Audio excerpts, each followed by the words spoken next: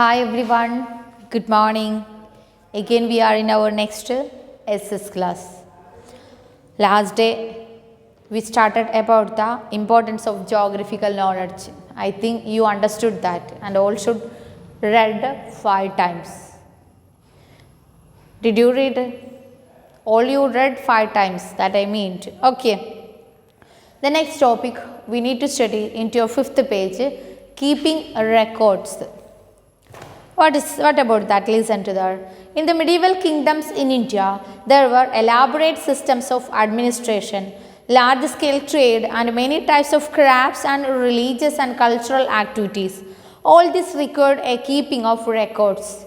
In the medieval period, paper came to be wide use as a writing material.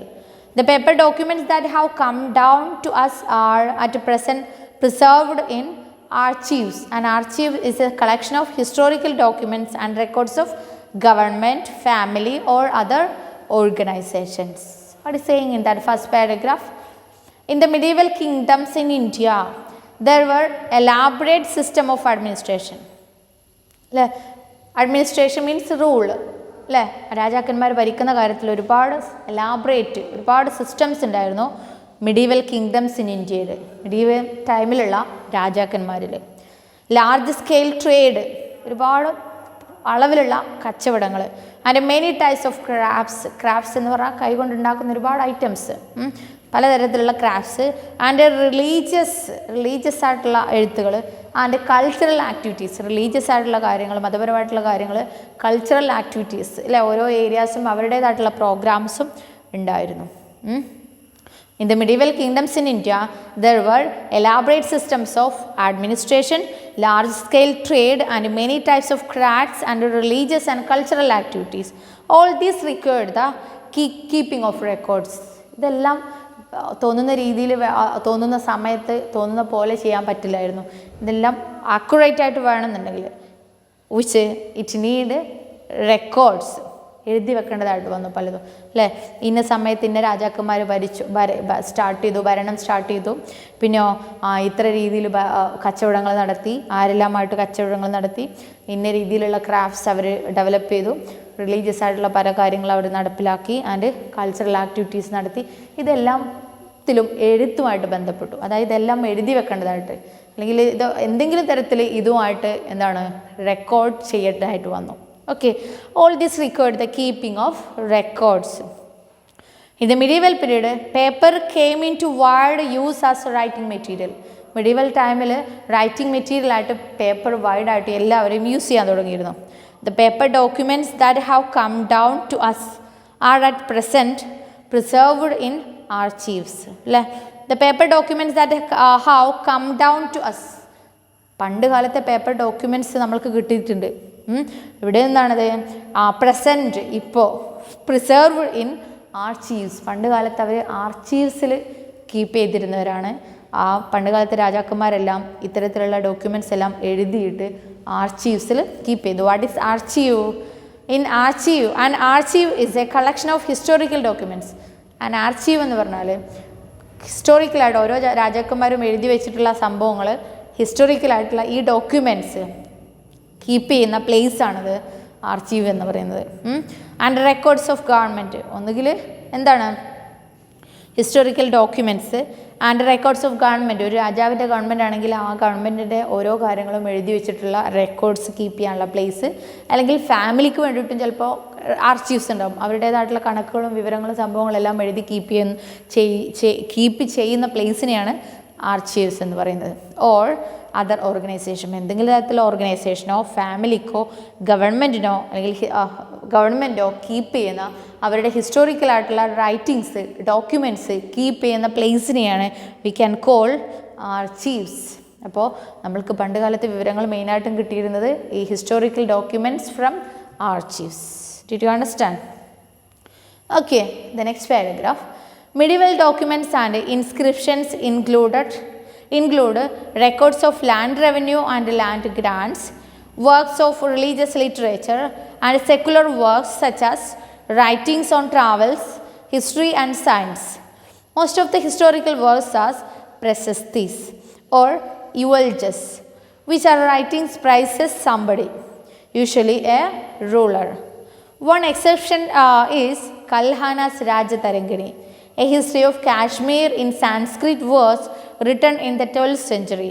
As a true historian, Kalhana referred to different original documents, inscriptions and coins to check the facts.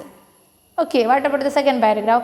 Medieval documents and inscriptions include records of land revenue and land grants, works of religious literature and secular works such as writings on travel, history and science.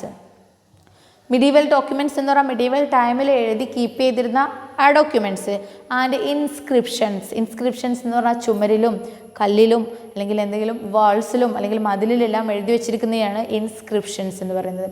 അപ്പോൾ medieval ഡോക്യുമെൻറ്റ്സും ഇൻസ്ക്രിപ്ഷൻസും include records of എന്തെല്ലാം തരത്തിലുള്ള റെക്കോർഡ്സാണ്, വിവരങ്ങളാണ് അവർ തരുന്നത്.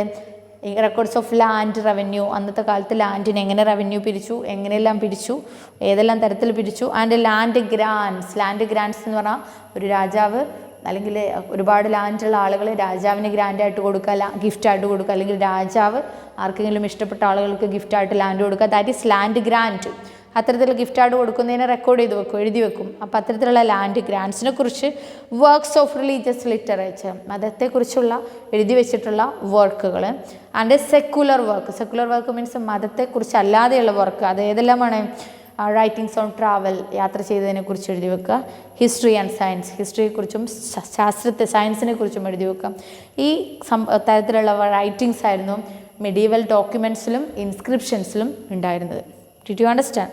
Medieval documents and inscriptions include എന്തെല്ലാം കാര്യങ്ങളുണ്ടായിരുന്നു? Records of land revenue, land grants, works of religious literature and secular works such as writings on travel, history and science. Most of the historical works are prashastis. Historical work എന്ന് പറഞ്ഞാൽ പണ്ട് കാലത്തെ റൂളേഴ്സിൻ്റെ കൊട്ടാരത്തിൽ, രാജാക്കന്മാരുടെ കൊട്ടാരത്തിൽ എന്താണ് എഴുതാൻ വേണ്ടിയിട്ട് മാത്രം ഓരോ ടീമുണ്ടായിരുന്നു. കാലിഗ്രാഫ്സ് എന്നാണ്, നല്ല ഹാൻഡ് റൈറ്റിംഗ് ഉള്ള ആളുകളെ എഴുതാൻ വേണ്ടിയിട്ട് അവരുടെ കാര്യങ്ങൾ എഴുതി വെക്കാൻ വേണ്ടിയിട്ട് ജോലിക്കാരായിട്ട് വെച്ചിരുന്നു. അപ്പോൾ അത്തരത്തിലുള്ള ആളുകൾ ഈ രാജാവിന് വേണ്ടിയിട്ടാണ് എഴുതിയിരുന്നത്. അപ്പോൾ അയാൾ എഴുതുന്നത് മിക്കതും രാജാവ് പറയുന്നതിനനുസരിച്ചായിരിക്കും. അതാണ് പറയുന്നത് എന്താണ്, most of the historical works are prashastis. അത്തരത്തിൽ ആ രാജാവിന് വേണ്ടിയിട്ട് എഴുതുമ്പോൾ എന്തായാലും രാജാവിൻ്റെ ബാഡ് ഇവൻറ്റ്സ് അതിൽ എക്സ്പ്ലെയിൻ ചെയ്യില്ല, നല്ല കാര്യങ്ങൾ മാത്രം എഴുതി വെക്കും. അയാളുടെ പ്രശസ്തി ഉയർത്തുന്നതിന് വേണ്ടിയിട്ടുള്ള എല്ലാ കാര്യങ്ങളും എഴുതി വെക്കുക. That is saying here most of the historical works are prashastis എന്ന് പറഞ്ഞാൽ അയാളുടെ പ്രശസ്തിക്ക് വേണ്ടി മാത്രം. ഓക്കെ, ഓർ അതിന് മറ്റൊരു പേരും കൂടി നമ്മൾക്ക് വിളിക്കാം, യുവൽജസ് എന്നാണ് അത് പ്രൊനൗൺസ് ചെയ്യുക കേട്ടോ. ഓർ യുവൽജസ് എന്ന് പറഞ്ഞാൽ സ്വന്തം സ്തുതിക്കുന്നതിന് വേണ്ടിയിട്ട് എഴുതി വെക്കുന്ന items. Okay, which are writing pricing somebody. ഈ യുവൽജസ് എന്ന് പറഞ്ഞാൽ റൈറ്റിംഗ് ആണ്, പ്രൈസിങ് സംബഡി. പ്രൈസിങ് മീൻസ് ഓരോരുത്തരെ പുകഴ്ത്തുന്നതിന് വേണ്ടിയിട്ടുള്ള എഴുതി വെക്കുന്നതിനെയാണ് യുവൽജസ് എന്ന് പറയുന്നത്. ഓക്കെ, യൂഷ്വലി എ റൂളർ, മെയിനായിട്ടും അതൊരു റൂളറിനെ കുറിച്ചായിരിക്കും അത് എഴുതി വെക്കുന്നത്.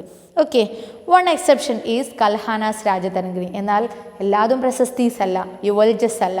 ഒരു എക്സെപ്ഷൻ ഉണ്ട്, വേറൊരു സംഭവമുണ്ട്. ആരാണ്?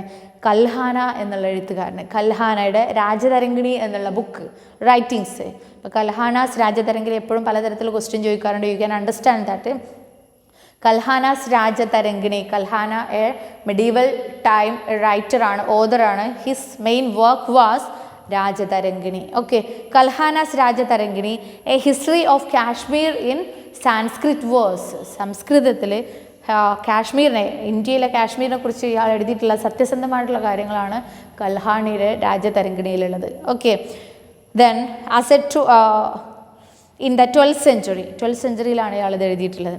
ആസ് എ ട്രൂ ഹിസ്റ്റോറിയൻ ഉള്ള കാര്യങ്ങൾ അതുപോലെ എഴുതി വെക്കുക. That is true historian. Kalhana refer to different original documents. ഒരുപാട് ഒറിജിനൽ ഡോക്യുമെൻറ്റ്സ് ആൾ എഴുതി വെച്ചിട്ടുണ്ട്. ഇൻസ്ക്രിപ്ഷൻസ് വോൾസിലും കല്ലിലും സംഭവങ്ങളിലും എഴുതി വെച്ചിട്ടുണ്ട്. Coins to check the facts അല്ലേ. അതുപോലെ അന്നുണ്ടായിരുന്ന കോയിൻസ് എല്ലാം ചെക്ക് ചെയ്യാൻ നമുക്ക് പറ്റുമെന്നുള്ളതാണ് പറഞ്ഞിട്ടുള്ളത്. എന്താണ്, കൽഹാന ഒരു ഒറിജിനൽ ഹിസ്റ്റോറിയനാണ്, ഒരു ട്രൂ ഹിസ്റ്റോറിയനാണെന്ന് തെളിയിക്കുന്നതിന് വേണ്ടിയിട്ട് അല്ലേ. What is saying in that paragraph? Medieval documents and inscriptions include records of land revenue and land grants, works of religious literature and secular works such as writing on travel, history and science. Most of the historical works are prasasthir or eulogies, which are writing praising somebody, usually a ruler. One exception is Kalhana's Rajatarangini. A history of Kashmir in Sanskrit was written in the 12th century. As a true historian, Kalhana referred to different original documents, inscriptions and coins to check the facts. അതുപോലെ കൽഹാനയെക്കുറിച്ച് ഒരുപാട് ഏരിയാസിൽ original ഡോക്യുമെൻറ്റ്സിലും ഇൻസ്ക്രിപ്ഷൻസിലും കോയിൻസിലും എല്ലാം നമ്മൾക്ക് check ചെയ്യാം കൽഹാന ഒരു true historians ആയിരുന്നു എന്നുള്ളതിൻ്റെ തെളിവുകൾ. Okay, the next paragraph, growth of new languages. What about the growth of new languages? Most scholars and officials all over India wrote either in Sanskrit or in Persian language.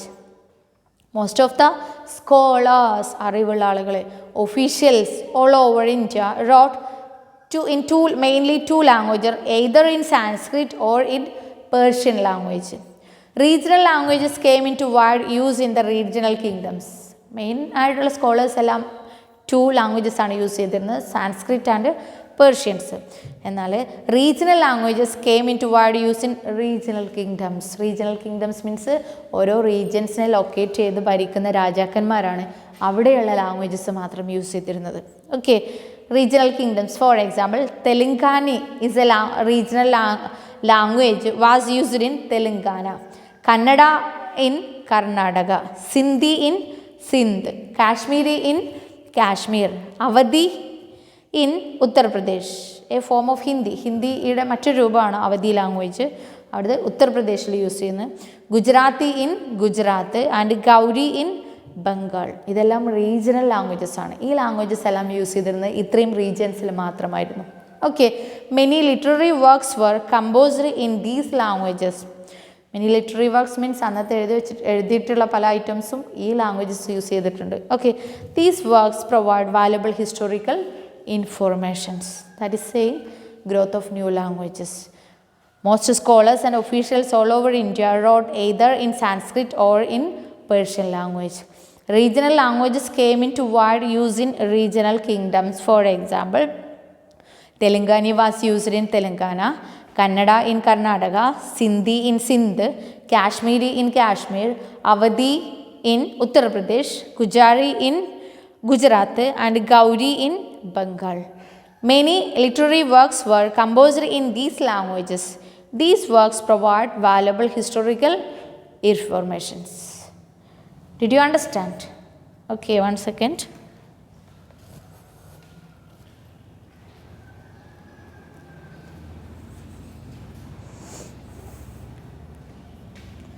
Okay, next topic we need to study historians problem.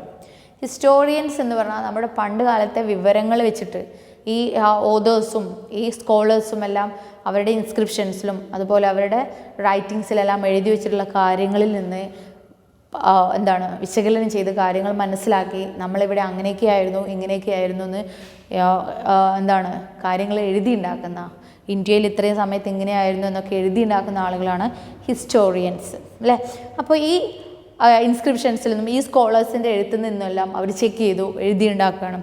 ആ ടൈമിൽ they faced some problems. Okay, historians problems that we are going to study now അല്ലേ. As there was no printing press in medieval India, all Indian paper documents of time were manuscripts. Often scribes made copies of the original documents. While doing this, they sometimes copied wrong. Some scribes also put in their own language on their own thought on the subject. All this gradually changed the original text. Historians have to gather information from these changed documents.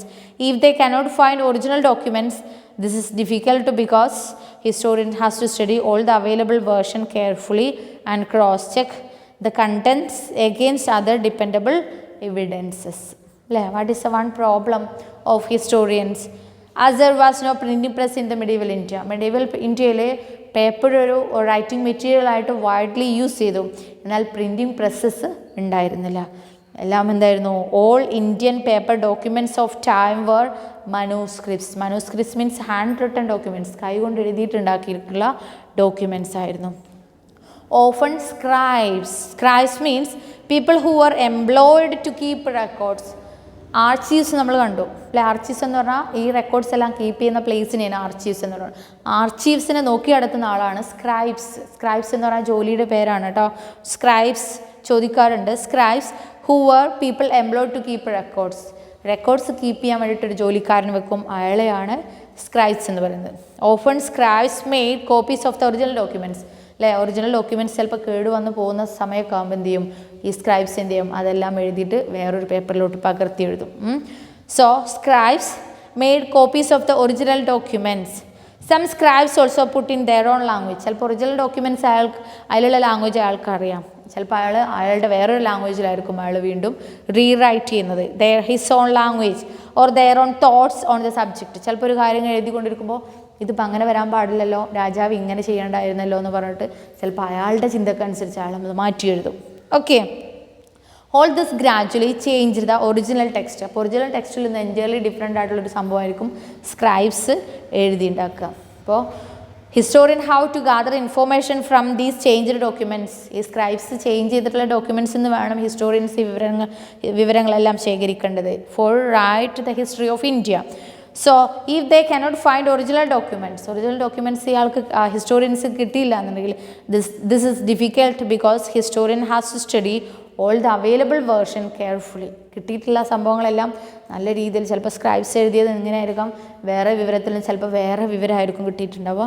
അപ്പോൾ അതെല്ലാം നല്ല രീതിയിൽ cross check ചെയ്ത് അല്ലേ, other dependable evidence, മറ്റുള്ള സംഭവങ്ങൾ തെളിവുകളെല്ലാം നോക്കിയിട്ട് എന്താണ് ഹിസ്റ്റോറിയൻസ് നല്ലൊരു ക്രോസ് ചെക്ക് സ്റ്റഡി തന്നെ നടത്തേണ്ടതായിട്ട് വന്നു. Because of the hand written documents by the which rulers and scholars when the medieval period, because of the absence of printing press. Did you understand that paragraph? As there was no printing press in medieval India, all Indian paper documents of the time were manuscripts or handwritten documents. Often scribes or people who were employed to keep records. The scribes made copies of the original documents. While doing this, they sometimes copied wrong. ചില സമയത്ത് അവർ copy ചെയ്യുമ്പോൾ entirely different ആയിട്ടുള്ള വേർഡൊക്കെ ആയിട്ട് മാറും. ചിലപ്പോൾ എഴുതി വെച്ച ആളത് തിരിയില്ല, scribes എന്ത് ചെയ്യും, അതായിരിക്കും എന്ന് വെച്ചിട്ട് അയാളുടെ ഐഡിയക്ക് അനുസരിച്ച്. Some scribes put also their own language on their own thoughts on the subject. All this gradually change the original text. Historians have to gather information from these changed documents if they cannot find original documents. This is difficult because the historian has to study all the available versions carefully and cross-check the contents against other dependable evidence. Okay. The next paragraph. Another problem is that languages used in old documents have changed over time. The spelling and meanings of word, the grammar and even scripts have changed. Historians cannot read some of the documents because they are unable to read the scribes' handwritings or because of the script is no longer in use. Here are two examples to show you how usages of terms and expressions changed with time. അല്ലേ, one problem we saw scribes അത് മാറ്റി എഴുതുമ്പോൾ original documents നഷ്ടപ്പെടുമ്പോൾ historians cross check ചെയ്യേണ്ടതായിട്ടുണ്ട് which available ഡോക്യുമെൻറ്റ്സിൽ നിന്ന്. Another problem is that language used in old documents have change over time. Old ഡോക്യുമെൻറ്റ്സിൽ use ചെയ്തിട്ടുള്ള പണ്ടത്തെ ലാംഗ്വേജ് എല്ലാം ചിലപ്പോൾ ഇപ്പോൾ ഉണ്ടാവേയില്ല. Okay, the spelling and meaning of words, ഒരുപാട് കാലം കഴിയുന്നിടത്തോളം ഓരോ വേർഡ്സിൻ്റെ സ്പെല്ലിങ്ങും മീനിങ്സ് എല്ലാം ചേഞ്ച് ചെയ്തിട്ടുണ്ടാവും. And grammar and even scripts, ചിലപ്പോൾ അന്ന് യൂസ് ചെയ്തിരുന്ന ഗ്രാമർ ആവില്ല ഇപ്പോഴുള്ളത്, ഗ്രാമർ ചേഞ്ച് ചെയ്തിട്ടുണ്ടാവും. സ്ക്രിപ്റ്റ്സ് മീൻസ് അന്നത്തെ എഴുത്ത് രീതി, ആ സ്ക്രിപ്റ്റ്സ് ആവില്ല ചിലപ്പോൾ നമ്മളിപ്പോൾ യൂസ് ചെയ്യാം, അതും എന്ത് ചെയ്യും, have changed. Historians cannot read some of the documents because they are unable to read the scribes handwriting or because of the scripts is no longer in use. ഹിസ്റ്റോറിയൻസിന് ചിലപ്പോൾ cannot read some of the documents, ചില documents വായിക്കാനേ പറ്റില്ല. എന്താണ്, they are unable to read the scribes handwriting. സ്ക്രൈബ്സിൻ്റെ hand writing ചിലപ്പോൾ എന്ത് ചെയ്യും, വായിക്കാൻ പറ്റില്ല. കാരണം script is no longer in use. അന്ന് അവർ യൂസ് ചെയ്തിരുന്ന സ്ക്രിപ്റ്റ് എഴുത്ത് രീതിയല്ല നമ്മളിപ്പോൾ യൂസ് ചെയ്യുന്നത് എന്നുള്ളത്.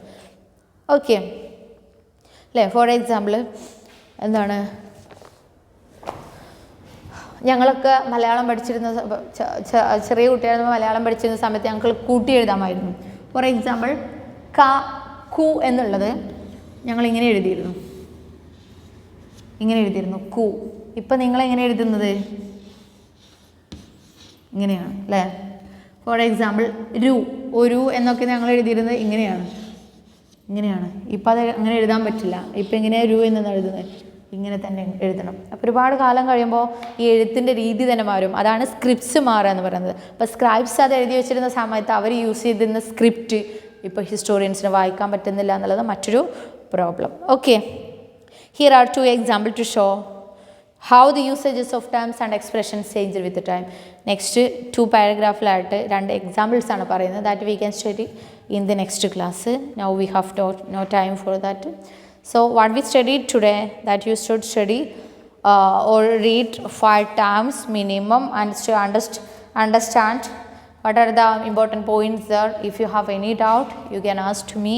The next the examples of that historians problems that we can study in the next class. Okay, thank you.